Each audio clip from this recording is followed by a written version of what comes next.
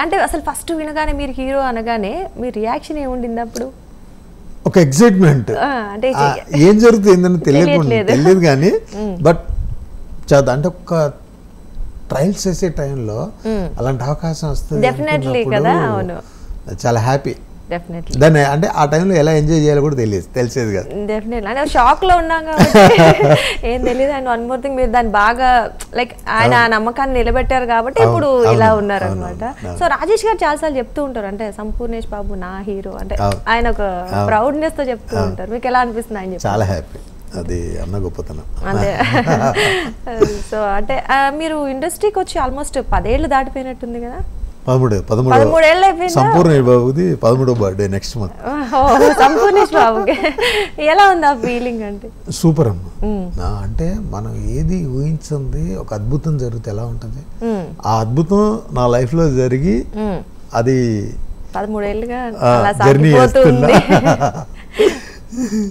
Burning star అని ఎలా అయింది అసలు? నా నేమ్ ఎలా వచ్చింది? స్టార్టింగ్ వాళ్ళు ఫ్యాన్స్ పెట్టేశారా?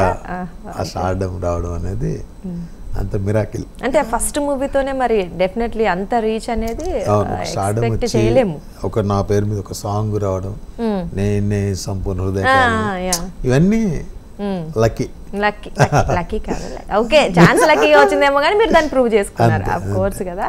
సో మరి ఈ మధ్య అప్పుడు ఆ మూవీస్ అన్ని ఫాస్ట్ గా చేస్తారు, మరి ఈ మధ్య కాస్త గ్యాప్ తీసుకుంటున్నారు. లేదమ్మా, సరే పోయిన సంవత్సరం మార్టిన్ లూథర్ కింగ్ అని ఒక సినిమా రిలీజ్ అయింది. అది థియేటర్ గా పెద్ద అదిగాలే కాబట్టి తెలియలేదు. లక్కీగా 2 సినిమాలు రెడీ ఫర్ రిలీజ్ ఉన్నాయి, అంటే కొంచెం పోస్ట్ ప్రొడక్షన్ లో ఉన్నాయి. కొంచెం కొద్దిగా ఫైనాన్షియల్ ప్రాబ్లం వల్ల లేట్ అవుతుంది. అంతేనా, లేకపోతే మీరు కథల్ని ఏమైనా చూజీగా వెళ్తున్నారు అనుకోవచ్చా? అది ఇప్పటిదాకా చేయాలి, ఏదో చేసేసామన్నీ. అంటే అవకాశాలు వచ్చింది కదా, అయ్యో మన అకౌంట్లో కొన్ని సినిమాలు ఉండాలని, సరే బాగా చేస్తారు. అంటే వాళ్ళు ఓసారి ఏమంటుందంటే చెప్పేటప్పుడు అద్భుతంగా చెప్తారు, కొన్ని సిచ్యువేషన్ల వల్ల అంత తీయలేకపోతారు, దానివల్ల ప్రాబ్లమ్స్ వస్తుంటాయి. అవి జరుగుతుంటాయి, ఇంకా దానికి ఏమి చేయాలి, వాళ్ళకి అన్ని కుదరాలి, అన్ని సెట్ అవ్వాలి. కొన్ని ఖర్చుతో కూడుకునే ఉంటాయి, అలా కాదండి ఇలా చేద్దాం అంటాం, ఆ టైంలో మనం ఏం చేయలేము. అంటే నేను కొంచెం తొందరపడడం వల్ల టక్ సినిమాలు చేశా. అంటే మీరు అన్నారు కదా, అంటే స్టోరీ సెలెక్షన్ అలా, అంటే ఇప్పుడు దాని గురించి కొంచెం చేయొచ్చా ఇప్పుడు ఆలోచిస్తున్నా. ఎలాంటి చేద్దాం అనుకుంటున్నారు మరి నెక్స్ట్? అంటే చెప్తున్నారు, నేను ఇంతకుముందు చెప్పా కదా, చెప్పడం అద్భుతంగా చెప్తారు. వాళ్ళ పరిస్థితులు, వాళ్ళ ఫైనాన్షియల్, దానివల్ల అంతా చేయలేకపోతే మనం డిసప్పాయింట్ అవుతాం. అయ్యో ఆ రోజు ఈ సీన్ ఇంత బాగా చెప్పారు కదా, ఇలా చేశారు ఏంటి. పక్కన ఆర్టిస్టులు కూడా మనం చెప్పేటప్పుడు పెద్ద వాళ్ళు చెప్పి తర్వాత అనవారి కారణాలు కుదరక అలా జరుగుతుంటాయి, ఇంకేం చేయాలి. అంతే ఇప్పుడు వేసే స్టెప్ గట్టిగేయాలని సోదరతో 2 years అవుతుంది అంతా అయిపోయి, కొంచెం లేట్ అయింది. ఓకే, సో అదే లేట్ గా వచ్చినా బాగా లేటెస్ట్ గా రావాలనుకుంటున్నారు. సో అలాగే మీ బ్రదర్ క్యారెక్టర్ చేశారు కదా సంజయ్, జాబ్ చేస్తాడు అనుకుంటా, జాబ్ చేస్తారు వాళ్ళు వరంగల్. వరంగల్ తను మంచి యాక్టర్, అతను ఎప్పటి నుంచో ట్రై చేస్తుండు. బేవర్స్ సినిమా తర్వాత 1-2 సినిమాలు జరిగినాయి, ఏదో చిన్న ప్రాబ్లమ్స్ వల్ల ఆగిపోయినాయి. అంతే, మీకు ఇంతకన్నా డీటెయిల్ గా తెలియదు అంటారా? అలా చెప్పుకుంటారా? ఓకే, సరేలేండి, ఏం చేస్తాం. మరి సంపూర్ణేష్ బాబు గారు ఇంత స్టార్డమ్ వచ్చిన తర్వాత, బర్నింగ్ స్టార్, మళ్ళీ విలేజ్కి వెళ్ళి నరసింహాచారిగా బతకడానికి ఎక్కువగా ఇష్టపడుతూ ఉంటారంట కదా, ఎందుకు అలాగా? అది తెలియదు ఎందుకని, మీకు తెలియదు అంటే సాగిపోతుంది అలా.